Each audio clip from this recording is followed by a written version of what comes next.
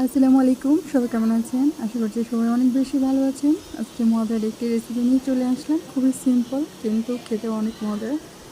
সরিষা বাটা দিয়ে শাপলা রান্না করেছি। আশা করছি আপনাদের কাছে রেসিপিটি ভালো লাগবে। যদি ভালো লাগে লাইক করবেন, শেয়ার করবেন এবং আমার চ্যানেলের পাশে থাকবেন। চলুন চলে যাই রেসিপিতে। প্রথমে আমি শাপলাগুলিকে সিদ্ধ করে ছেঁকে রেখে দিয়েছি যাতে পানিটা ভালোভাবে ঝরে যায়। তারপর একটি কড়াই বসিয়ে দিলাম। কড়াইয়ের মধ্যে সরিষার তেল দিয়েছি, পেঁয়াজ কুচি দিয়েছি, কাঁচামরিচ দিয়েছি, একটু নেড়ে চেড়ে তার মধ্যে সরিষা বাটা, রসুন দিয়ে দিয়েছি। এখন ভালোভাবে কষিয়ে নিব। আমি কিন্তু পেঁয়াজটাকে একটু হালকা লালচে করে ভেজে তারপরেই কাঁচামরিচ, রসুন আর সরিষা বাটা এবং দিয়েছিলাম। তো এখন আমি ভালোভাবে একটু নেড়ে চেড়ে নিয়েছি। তারপর এখানে আমি গুঁড়া মশলাগুলো দিয়ে দেবো। এটা 2 থেকে 3 মিনিটের মতো আমি কষিয়ে নেব। হালকা লালচে ব্রাউন কালার যখন হবে তখন আমি অন্যান্য মশলাগুলো অ্যাড করব।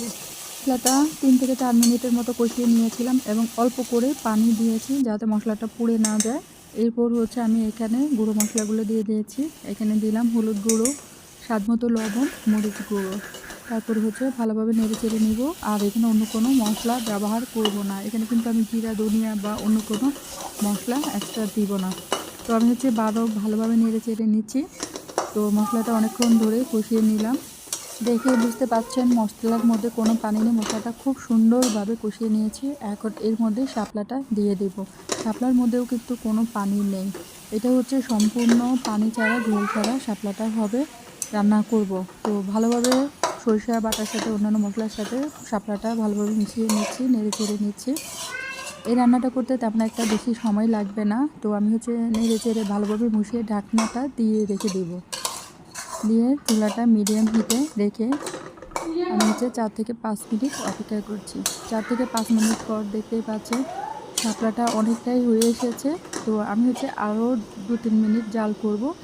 তারপর উঠিয়ে নেব।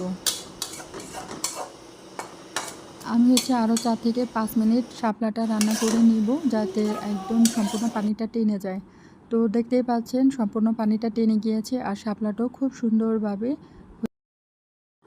রান্নাটা প্রায় শেষ। আমি এখন অন্য একটা পাত্রে তুলে নিব। এই তো দেখতে পাচ্ছেন শাপলার ফাইনাল লুক অনেক সুন্দর লাগছে এবং খেতেও অনেক মজার হয়েছিল। আপনারাও বাসায় এভাবে ট্রাই করবেন। শুধুমাত্র সরষা দিয়ে কিন্তু শাপলাটা রান্না করেছি। এখানে কিন্তু চিংড়ি মাছ, নারকেল অন্য কিছু দেওয়া হয়নি।